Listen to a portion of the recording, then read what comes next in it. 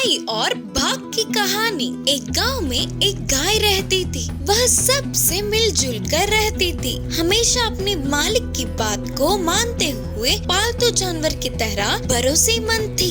एक दिन उसके जंगल में घास चरते समय उधर ही आए हुए बाघ की नजर उस पर पड़ी। इतनी सुंदर और पुष्ट गाय को देखते ही बाघ को तब तक की भूख वह गाय पे चढ़ने जा रहा था।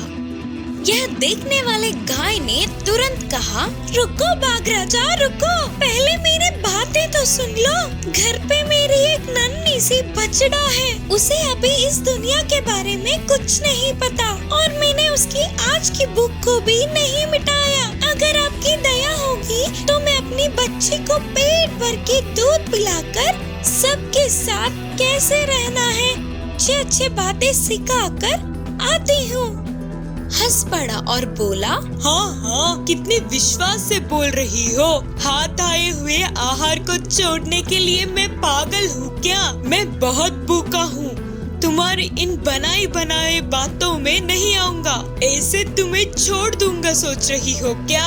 अरे नहीं बाघ राजा, मुझ पर भरोसा करो, मैंने कभी भी असत्य नहीं कहा है। अगर आपकी दया हो तो मैं जाकर मेरे बच्चे को पेट भर के दूध पिलाकर आऊंगी।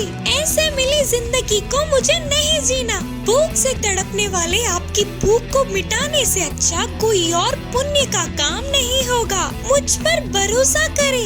हंस पड़ा और बोला, ठीक है तुम अभी जाओ, लेकिन वापस नहीं लौटे तो फिर कभी न कभी तो तुम मेरे हाथ लगोगी ही ना, तब देख लूंगा। उन बातों से खुश होने वाली गाय जल्दी घर पहुंचकर अपनी बच्ची को पेट भर के दूध पिलाते हुए कहा, बच्चे यही हमारी आखिरी मुलाकात है, अच्छे से रहना, बुद्धिमान बनकर मालिक की मदद करना, सबसे अच्छे से रहना, कोई लड़ाई मत कर, कभी भी किसी भी चीज के लिए झूठ मत बोल, हमेशा सच्चाई का साथ देना और वही तुम्हारी रक्षा करेगी। सबसे अच्छा नाम कमाना और अपनी जिंदगी को साकार बनाना।